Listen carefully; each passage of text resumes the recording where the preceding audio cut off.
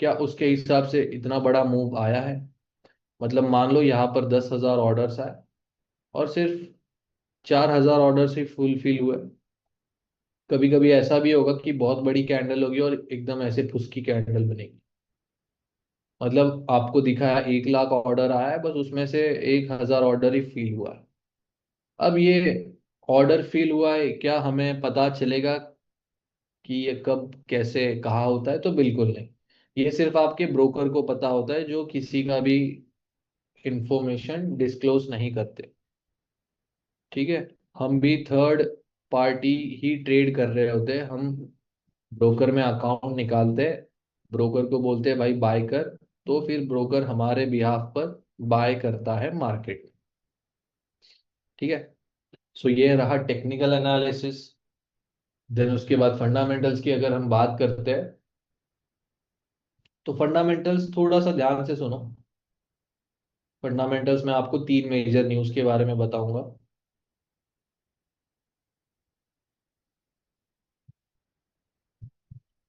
Fundamentals का होता है मतलब न्यूज ट्रेडिंग। अब न्यूज ट्रेडिंग में आपको कौन कौन सी चीजें जो कौन से करेंसी को अफेक्ट करेगी, ठीक है। अब सबसे ज्यादा मोस्ट इन्फ्लुएंशियल जो पेयर है या करेंसी है वो है यूएस डॉलर। ठीक है। यूएसए रिप्रेजेंट करता है डॉलर को, और यूएसए कैसे परफॉर्म करेगा ये भी अफेक्ट करता है डॉलर को। ठीक है।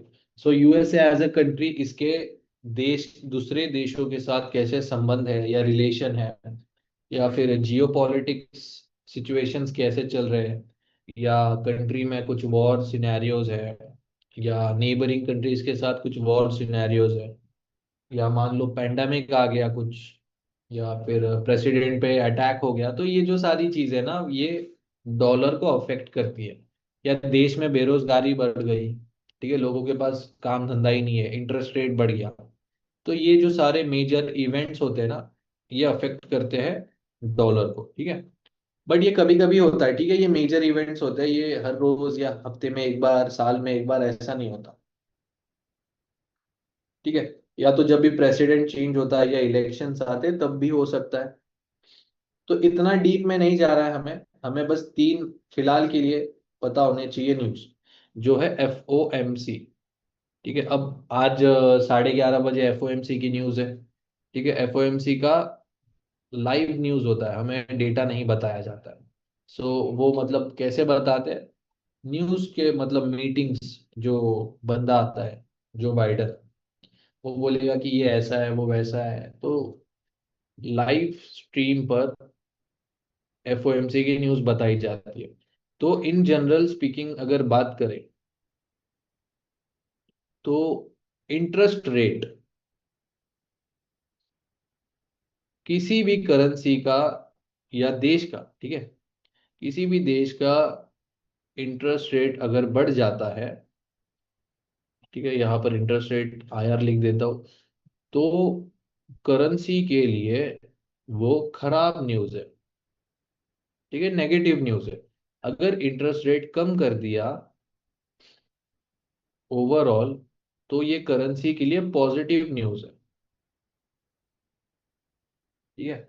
अब इसको अगर आपको अगर नहीं समझ में आया, तो मैं एक एग्जांपल देता हूँ। मान लो ये एक बैंक है, ठीक है, ये एक बैंक क्या है, एक कंट्री की तरह ले लो इसको। अब बैंक में ना आप चले जाते हो लोन लेने के लिए, ठीक है, क्रेडिट लेने के लिए। अब बैंक बोलता है ना भाई 20% ब्याज लगेगा, ठीक है, 20% इंटरेस्ट रेट लगेगा, आप कितना भी अमाउंट लेके जाओ 20% इंटरेस्ट रेट। तो जो देखो ज्यादा कमाने वाला बंदा है, जिसके पास ज्यादा इनकम है, वो ही 20% अफोर्ड कर सकता है, बाकी सब लोग फिल्टर आउट हो गए। ठीक है। मतलब फिल्टर आउट जो लोग हो गए, वो ऐसा था कि उनका इनकम कम था, ज्यादा वो लोग पैसा स्पेंड नहीं कर सकते। तो इससे क्या होता है ना, करेंसी स्टेबलाइज भी हो जाती है। ठीक है, इतना डीप नहीं जाना है हमें। मान लो बैंक ने 20% दिया इंटरेस्ट रेट, आपने 1 लाख रुपए का लोन लिया, प्लस इंटरेस्ट रेट 20,000 एक्स्ट्रा आपको देना पड़ेगा। ठीक है। मान लो 100 में से सिर्फ 5 या 6 लोग ही अफोर्ड कर सकते हैं। अब इंटरेस्ट रेट बैंक ने कम कर दिया मान लो, ठीक है, बैंक ने मतलब देश ने, तो यहाँ पर लोन लेने के लिए कितने लोग आ सकते हैं? बहुत सारे लोग आ सकते हैं, क्योंकि 5% इंटरेस्ट रेट मतलब 1 लाख पे एक्स्ट्रा 5,000 ही तो देना है हमें, तो वो आराम से अफोर्ड कर सकते हैं। ठीक है, बस इतना ही। करेंसी को स्टेबलाइज करने के लिए या कुछ पॉलिसीज निकालते हैं सरकार, और जो उसका फेडरल रिजर्व बैंक होता है वो। ठीक है, हमें क्या पता होना चाहिए कि भाई इंटरेस्ट रेट बढ़ा, नेगेटिव न्यूज, इंटरेस्ट रेट कम हुआ, positive news. To be honest, मुझे आज तक एफओएमसी का फुल फॉर्म भी नहीं पता है। ठीक है, सो मुझे बस इतना पता है, इंटरेस्ट रेट की न्यूज पॉजिटिव या नेगेटिव आती है तो क्या करना है, बस आपको भी इतना ही पता होना चाहिए। दूसरी मेजर इंपॉर्टेंट न्यूज है एनएफपी। एनएफपी का फुल फॉर्म है नॉन फार्म पेरोल, बट आपको वेबसाइट पर ये दिखाएगा नॉन फार्म एम्प्लॉयमेंट चेंज। ठीक है, अब ये नाम का मतलब भी मैं आपको समझा देता हूँ। नॉन फार्म पेरोल मतलब जो भी गाइस फार्मिंग सेक्टर है किसी भी देश में, फार्मिंग सेक्टर को हटाकर बाकी का जो प्राइवेट है और जो गवर्नमेंट सेक्टर है, अब प्राइवेट और गवर्नमेंट सेक्टर लोगों को जॉब दे रहा है या नहीं, मतलब जॉब वैकेंसीज है या नहीं, या एम्प्लॉयमेंट जनरेशन है या नहीं, ये आपको इस न्यूज में पता चलता है। अब जो फार्मिंग मतलब जो खेती बाड़ी करता है बंदा, वो किसी को सैलरी बेस्ड पे रखेगा क्या, कि हाँ भाई हर एक महीने के 1 तारीख को तू आ मेरे खेत में काम कर, मैं तेरे को पगार दूंगा। ठीक है, ऐसा नहीं होता है। मजदूरी होती है, दिहाड़ी होती है। ठीक है, 1 दिन काम किया, 2 दिन काम किया, बात खत्म, हाथ में पैसा दिया, चलो बाय बाय। ऐसा होता है। गवर्नमेंट प्राइवेट सेक्टर वाले जॉब मतलब एक सिक्योर जॉब देते हैं उनको। सो एनएफपी कौन सा न्यूज है? जहां पर लोगों के पास जॉब है या जॉब नहीं है, मतलब प्राइवेट और सेक्टर्स, गवर्नमेंट सेक्टर ने मिलाकर कितने लोगों को जॉब दिया है या जॉब नहीं दिया है, ये इसका डेटा होता है। अब ज्यादा जॉब रहेगा, इसका मतलब क्या है? देश में बेरोजगारी कम रहेगी। और अगर जॉब नहीं है, इसका मतलब क्या हुआ? देश में बेरोजगारी ज्यादा है। तो ज्यादा बेरोजगारी पॉजिटिव न्यूज है या नेगेटिव न्यूज है, ये आपको पता है। अब आता है थर्ड कंडीशन में, थर्ड कंडीशन बोल रहा हूँ, थर्ड न्यूज की तरफ। थर्ड न्यूज है सीपीआई, ये हमारे जैसे कंज्यूमर लोगों के लिए। ठीक है, मतलब देश के नागरिक, कंज्यूमर प्राइस इंडेक्स। इसका मतलब ये है कि जो हम रोजमर्रा की चीजें यूज करते हैं, उसका रेट या उसका दाम बढ़ा दिया या रेट कम कर दिया। ठीक है, मतलब इसमें आ जाता है आपका fuel, petrol diesel, electricity, ration हो गया, ग्रोसरीज, और क्या हो सकता है, यूटिलिटीज हो गई, गुड्स एंड सर्विस हो गया। ठीक है, मतलब आसपास आप कुछ भी देखो, आपके घर में पंखा चल रहा होगा, एसी चल रहा होगा, लाइट चल रहा होगा, गाड़ी खड़ी होगी, या स्क्रीन है, जो भी है, अगर सरकार ने इन सारी चीजों का दाम बढ़ा दिया तो एज अ कंज्यूमर ये कैसे अफेक्ट करेगा हमें? मान लो आप डीमार्ट चले गए, ठीक है, जुलाई महीने में सरकार ने ऐसा न्यूज दिया कि, नेगेटिव न्यूज है, नेगेटिव मतलब सारी चीजों का दाम बढ़ा दिया। ठीक है, मतलब हमारे लिए तो नेगेटिव है। ठीक है, प्राइजेस बढ़ा दी, तो आप चले जाते हो डीमार्ट, तो डीमार्ट में जा रहे हो तो जाते जाते आप पेट्रोल पंप चले गए, गाड़ी देखा तो 1 लीटर पेट्रोल जो 100 रुपए का था, 150 रुपया लीटर हो गया। तो आप क्या सोचोगे भाई, 30-40 का पेट्रोल भरा दे, मैं चला जाता हूँ जितना मुझे काम कर। ठीक है, देन उसके बाद आप डिमार्ट चले जाते हो, देखते हो 5 रुपए की मैगी 10 रुपए की हो रखी है, 10 रुपए का साबुन 15 रुपए का हो गया है, या जो भी पटाटो चिप्स है 50 के 100 रुपए हो गए। तो एज अ कंज्यूमर आप ज्यादा पैसा स्पेंड नहीं करोगे, जितना काम का है उतना ही ग्रोसरीज या राशन लोगे।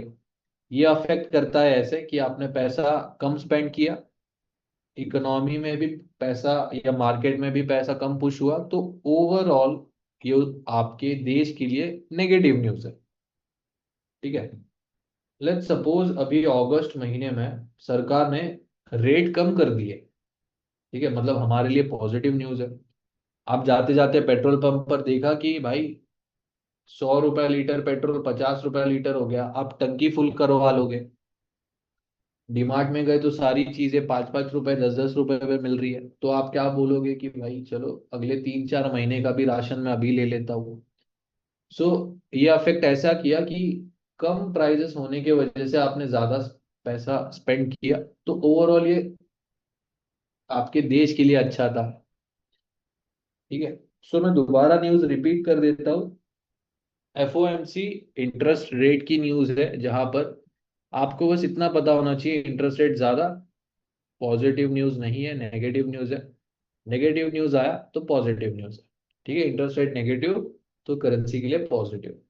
एनएफपी कौन सा डेटा है? Non farm payroll. ये ऐसा डेटा है कि सरकार या प्राइवेट सेक्टर ने मिलकर लोगों को जॉब दिया है या जॉब नहीं दिया है।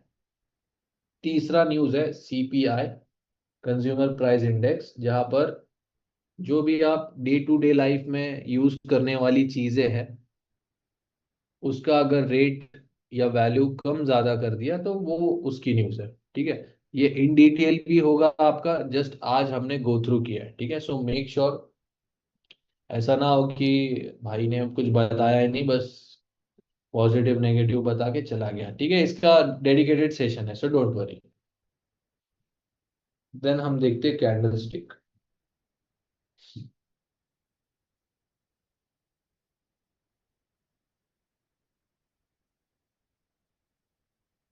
सबसे पहले देखेंगे बेरिश या बुलिश कैंडल, मतलब जो भी है ग्रीन या रेड कैंडल।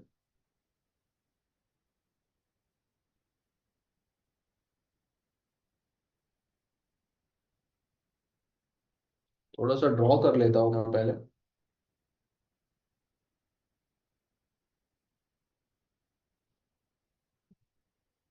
ठीक है, तीन जो मैं अभी कैंडल्स ड्रॉ कर रहा हूँ ना, मतलब आपको हर 10 कैंडल में से 7 जो कैंडल्स बनेगी, ये तीन कैंडल्स ही रहेंगी।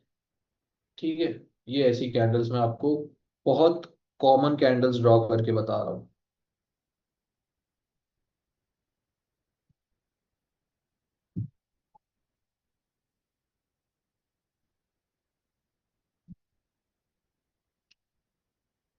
सो गाइस, बेरिश कैंडल और bullish candle, bullish candle green होती है, बेरिश कैंडल रेड होती है। मुझे पता है आपको पता रहेगा, बट स्टिल बता देता हूँ। तो एक सिंपल ट्रिक बताऊंगा जिससे आपको ओपन क्लोज हाई लो पता चलेगा किसी भी कैंडल का, क्योंकि जो नेक्स्ट लेक्चर होगा हमारा उसमें मेन स्ट्रेटेजी स्टार्ट होगी। तो उसमें एक कंडीशन है टू कैंडल रिट्रेसमेंट, वो उसमें दिक्कत आती है, तो इसीलिए मैं इतने इजी वे में आपको बता रहा हूँ। अब गाइस बेरिश। ठीक है, बेरिश मतलब बेर क्या होता है? भालू होता है। सो जो भालू है उसका जो पंजा होता है ना, वो ऊपर से नीचे की तरफ मारता है। सो बेरिश कैंडल या रेड कैंडल का ओपन होगा ऊपर से नीचे की तरफ closing. Okay. Top side open, bottom side closing. और ये जो ब्लैक कलर की मैंने लाइंस ड्रॉ की है इसे कहा जाता है विक्स। ठीक है। विक्स क्या रिप्रेजेंट करता है? किसी भी कैंडल का हाई या लो। ठीक है। सो अब इस रेड कैंडल को अगर हम देखते हैं दोबारा, सो ये रहा ओपन, क्लोज। ओपन और क्लोज के बीच में जो भी बनता है ना उसको हम कहते हैं बॉडी। ठीक है, ये जो भरा भरा या फील्ड पार्ट है इसे हम कहते हैं बॉडी। और इस पतले पोर्शन या पार्ट को कहते हैं हम विक्स। ठीक है। ये हाई और लो रिप्रेजेंट करेगा किसी भी कैंडल का। ठीक है, हाई तो ऊपर ही रहेगा और लो तो नीचे ही रहेगा, बस ओपन और क्लोज अलग अलग होता है। अब जो बुल, ठीक है, बुलिश कैंडल या जो बुल है वो क्या करता है ना, उसका जो सिंग होता है, सिंग वो नीचे से ऊपर की तरफ मारता है, राइट। सो बुलिश कैंडल का भी ओपन बॉटम से या नीचे से होकर ऊपर की तरफ क्लोजिंग आती है। ओके। और हाई एंड लो तो सेम ही रहेगा किसी भी कैंडल स्टिक का। अब ये जो मैंने तीन कैंडल्स बनाई है, सबसे पहली जो ये कैंडल है, इसका नाम है एंगल्फिंग कैंडल। ठीक है, एंगल्फिंग कैंडल का मतलब ये होता है कि नॉर्मल साइज की जितनी भी कैंडल्स है ना, ये उसका 3x या 2x टाइम्स ज्यादा होगा। मतलब बिग बार कैंडल या बिग बॉडी कैंडल होती है। ठीक है, बहुत बड़ी कैंडल होती है। अगर रेड है तो बेरिश एंगल्फिंग, ग्रीन है तो बुलिश एंगल्फिंग।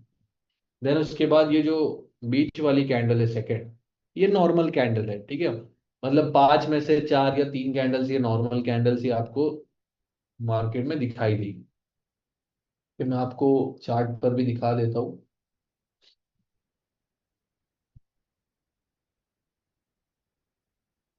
ठीक है, ये देखो 15 मिनट टाइम फ्रेम है। अब ये जो बड़ी बड़ी कैंडल्स आपको दिखाई दे रही है ना, ये एंगल्फिंग कैंडल है। अब इसका साइज देखो, नॉर्मल साइज कैंडल से बहुत बड़ी होती है।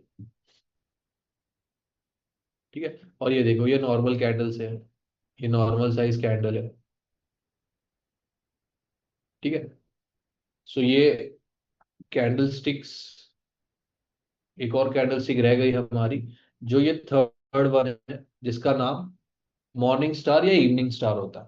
सो रेड कलर की जो भी कैंडल बनेगी कुछ इस तरीके से, इसको कहा जाता है इवनिंग स्टार।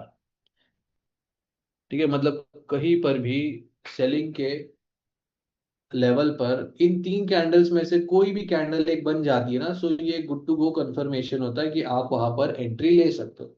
सेम यहाँ पर भी रहेगा ये तीन कैंडल्स के बारे में। ये जो ग्रीन कलर की कैंडल है, इसका नाम रहेगा मॉर्निंग स्टार।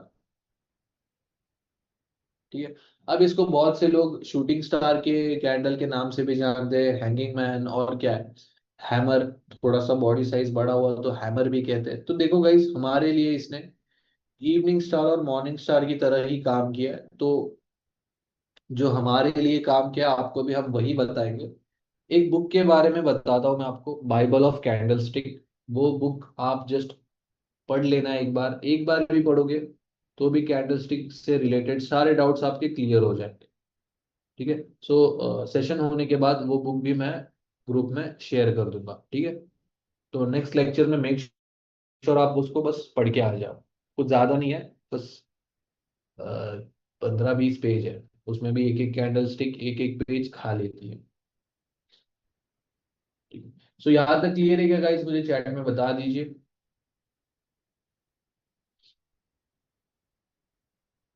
किसी को कुछ डाउट है तो पूछ सकते हैं। वैसे यहाँ तक तो बेसिक्स ही सीखने वाले हैं आज हम। तो मे भी किसी के लिए ये बोरिंग भी हो सकता है, नहीं भी हो सकता है। डोजी का कुछ यूज नहीं होता। डोजी का मतलब ये होता है ना, बायर स्ट्रांग है ना सेलर स्ट्रांग है। विक का नाम क्या है? विक का कोई नाम नहीं होता। ठीक है, बीच बीच का, बीच का वो नॉर्मल कैंडल है, उसका कुछ नाम नहीं है। हाँ, पीडीएफ मिलेगी, डोंट वरी डोंट वरी। ठीक है पिप्स, ठीक है पिप्स के बारे में भी बता दूंगा, कोई दिक्कत की बात नहीं है। चलो एक फन फैक्ट बताता हूँ। जब पुराने जमाने में लोगों के पास कुछ डेटा रिकॉर्ड करने के लिए कुछ नहीं था, तो वो लोग कुछ इस तरीके से रिकॉर्ड रखते थे। जून, जनवरी, फेब, मार्च, अप्रैल,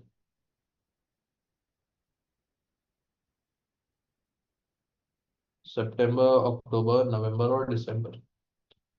ठीक है, और यहाँ पर प्राइजेस लिख देते थे।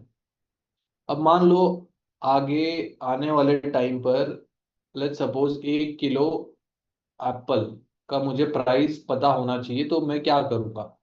तो अब जैसे ही नया साल स्टार्ट होता है, तो जो भी प्राइस रहेगा ना मार्केट में, उसको जाकर बस ये लोग डॉट कर देंगे। ठीक है, फिर ऐसे थ्रू आउट द ईयर्स ये लोग डॉट बनाते रहेंगे। ठीक है, ये था कुछ इस तरीके से पहले जब लोग ट्रैक रिकॉर्ड रखते थे किसी भी चीज का। फिर जापानीज लोग पिक्चर में आ जाते हैं। वो लोगों ने क्या किया, बस इन डॉट्स को ना ऐसे कनेक्ट कर दिया। ठीक है, आ गए, कनेक्ट कर दिया, बस बात खत्म।